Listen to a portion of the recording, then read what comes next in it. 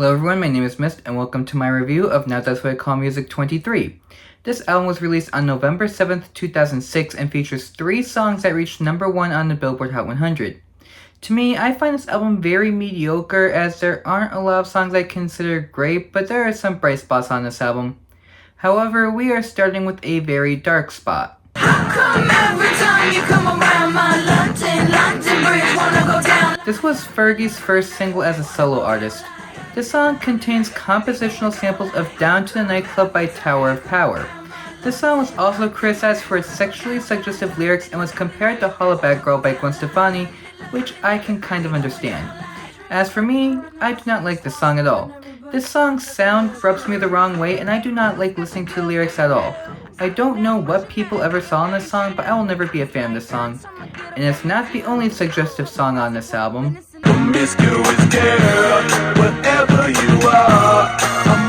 This was Nelly Furtado's first US single, as she had released 2 albums before the one this song was on. This was also one of the last songs recorded for her album, as she was initially hesitant about it due to its sexually charged nature. The song takes inspiration from pop music of the 1980s, and as producers behind it listened to artists such as Talking Heads, Blondie, Madonna, The Police, and Eurythmics before making the album. The sexually charged nature of the song was inspired by strong women in control of the 1990s, such as Queen Latifah, MC Lyte, Yo-Yo, Salt-N-Pepa, and TLC. The lyrics are basically a conversation between a man and a woman who call each other promiscuous. However, I don't really like the song. The lyrics are one thing, but this specific sound has never been something I enjoy listening to. It just never appealed to me as it has for others, and being a 90s baby and growing up in the 2000s, I guess different styles will appeal to me. The next song, however, is an example of a suggestive song I enjoy listening to. I'm telling you to loosen up my buttons, baby, but you keep running. This version was actually a remixed version that was also released as a single.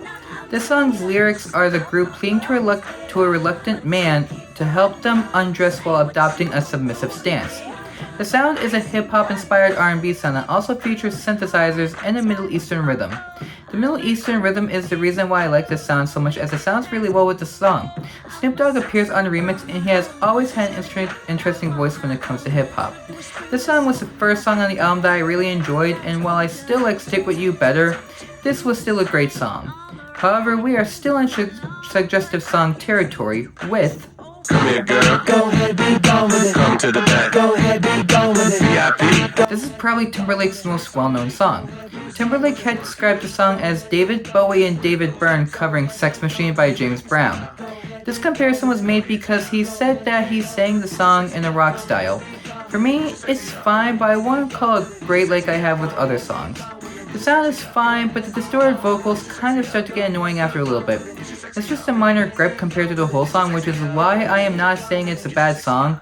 So while the song is good, I can't enjoy it as much as I can other songs. Now on to an artist we haven't seen a lot in these reviews.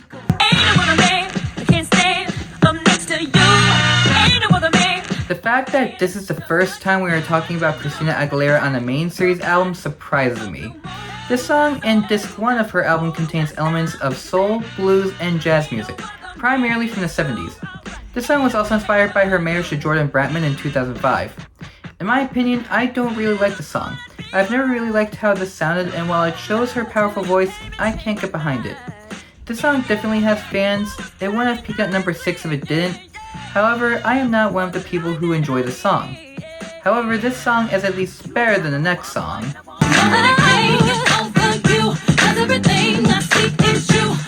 This song was made to resemble an old school beat.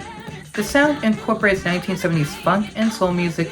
It also features live instrumentation, which was also used in the 1970s. There were also some non-live instruments, which the two usually don't mix well, but they did here. Critics said it was similar to Crazy in Love, and cited that her vocals were similar to Tina Turner's vocals. As for the lyrics, it refers to a woman being constantly reminded of a past lover. Jay-Z also wasn't originally supposed to be on the song, but after being caught singing along to the song, he was asked to add a rap verse to the song, hence his inclusion. As for my opinion, I don't really like it that much. It's better than I remember it being, but it still doesn't sound enjoyable to me. That's probably because I don't like listening to Beyonce's music that much. Overall, it's not bad, but it's not good either. And going into a girl group we haven't seen before,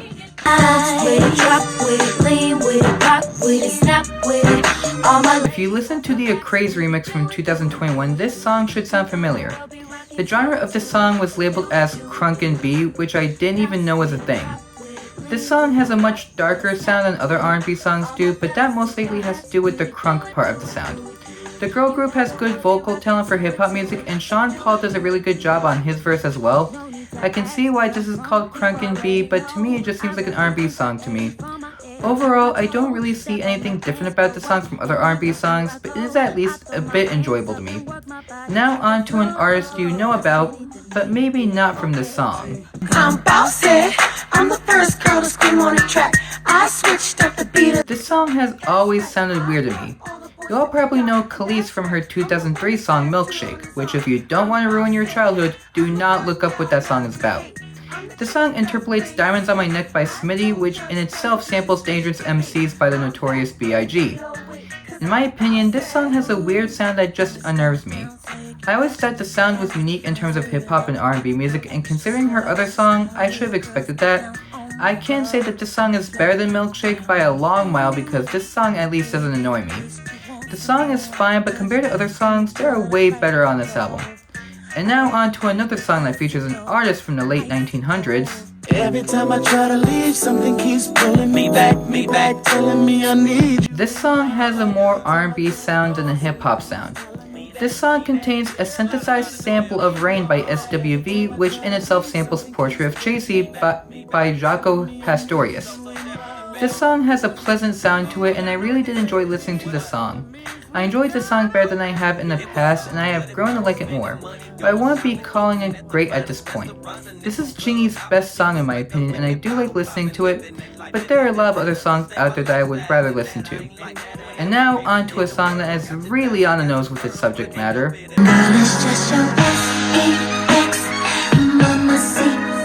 This is Lyfe Jennings' most successful single. This song is about young teens losing their virginity from pressure. He also said this is a song that he wanted to write for a long time due to what he noticed after he got out of prison. I like to think of this as a call to action song, specifically calling out men for how they see women, which in turn causes them to get the wrong impression of themselves. Unfortunately, I don't think that mindset is going to change anytime soon, but as for this song, I don't mind it. I actually used to not like this song just because of the title, but after learning what it was about a few years ago, I had a different viewpoint of it. I still don't like how it sounds, but I do love the message it's trying to present. It's fine, but I won't be listening to it unless I'm listening to this album. Now on to an artist that has appeared in the last 2 reviews.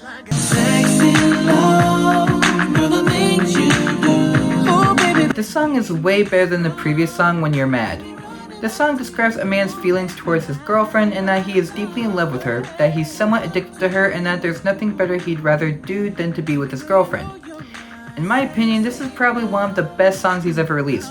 I love the R&B sound that this song has, and Neo sounds really great on the song as well.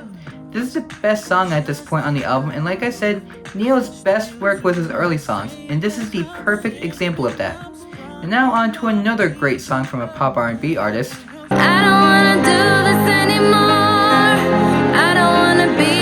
And surprisingly, Neo helped with the writing for this song.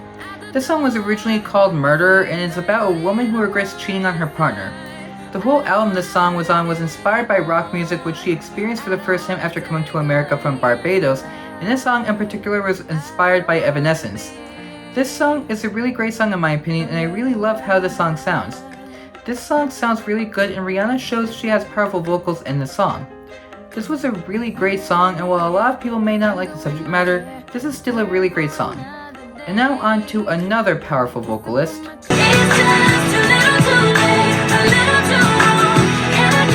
This was the first of JoJo's songs to feature a more mature side of her. This song was written with JoJo in mind, but was nearly given to the Pussycat Dolls before the writers were finally able to find a way to give it to JoJo. This song is about a girl who struggles about dealing with her first love as she refuses to reconcile with her ex-boyfriend despite his efforts to convince her. This song drew comparisons to Leave, Get Out in terms of theme when it was released, and I really liked that song when I did that review and still do. As for this song, I think it's the best thing JoJo has ever recorded. I love the pop R&B sound they gave to it, and considering they wanted to make it pop rock at first, I can say that probably wouldn't have sounded as good as if they did that. This song also showcases how powerful of a voice JoJo has, as well as this seems like a pretty hard song to sing.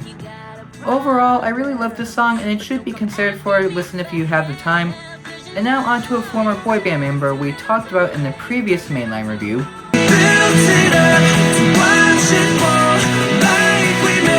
This has a very different sound compared to the first song. This song doesn't seem as heavy as his first single did, and quite frankly, I like his first single more. This song seems more mellow while still keeping that pop rock sound, but this one doesn't seem as enjoyable to me. It's not a bad song, but after listening to What's Left of Me, I want the song to hit as hard as the first one did, but it just doesn't do that for me. I think I'm just feeling underwhelmed whenever I listen to this song, so while it's a good song, I really wanted to see more from this song. Now on to another artist we talked about in the last mainline review.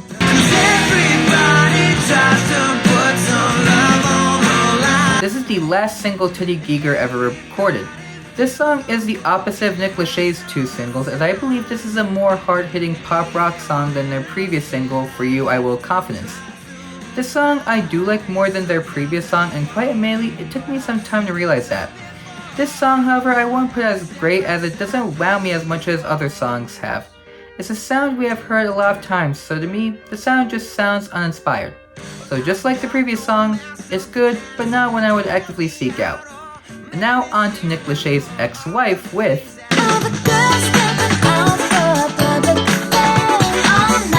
This is most likely the last time we will talk about Jessica Simpson in these reviews. This song samples the composition of Ain't No Mountain High Enough, specifically Diana Ross's recording of it, which during a re-listen becomes pretty obvious in hindsight. The song's lyrics speak about having fun with friends, so it's pretty simple in that regard.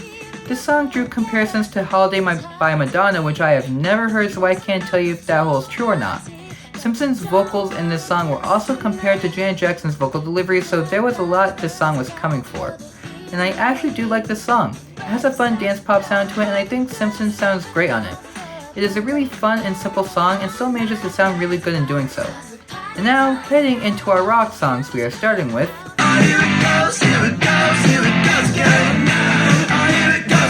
This is the shortest song on the entire album. This song was also the band's only song to chart in the US until 2014. This song has a very simple beat composed mostly from drums and guitars, including bass guitars, and doesn't have much in the way of anything interesting. To me, it just doesn't have anything that keeps me invested in the song. The music video was a staple on YouTube at the time, so if you get anything from this song, at least watch the music video if you want to know why it was a staple YouTube video. And now onto songs that lean more into rock music than this song did. It's really good to hear your voice, say my name. This was the band's breakthrough hit in the US. The lyrics deal with the singer describing his feelings when his favorite girlfriend from his past calls late at night. I honestly thought the lyrics meant something different when I first heard it, so I am glad I looked it up beforehand. This song is actually based on an experience the lead singer Austin Joan Winkler had, and the song ended up being completed in about 20 to 30 minutes according to drummer Cody Hansen. This is not a bad song, as Winkler has a good voice for this type of music and the sound sounds pleasant to listen to. It's a good song, but not one I would seek out in my free time. And now onto a rock band we have seen many times.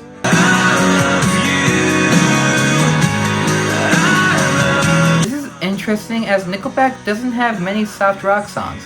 Chad Kroeger described this song as the only real love song that the band has, as many other songs are about being about love instead of being in love. As for my opinion, I would much rather listen to other songs in their discography. This song doesn't have that factor that I like about rock music, and as such doesn't feel enjoyable to me. I would recommend many other Nickelback songs other than this, since I can't find anything enjoyable about this song. And now onto the country song of this album, but with the country artist we haven't seen yet. Perfect song on the radio. Sing along, 'cause it's one we... This is the perfect time to talk about the song. The song talks about many different activities that take place in the summer. The idea for this song actually came about while the writers were working on My Old Man by Tim McGraw, as Craig Wiseman stepped outside during the night and throughout the night into morning had summer on his mind. This ended up being the result, and I think it's pretty enjoyable. Kenny Chesney has a ton of great songs, so while this is not a standout song from him, I still found some enjoyment out of it, despite how simple the lyrics are.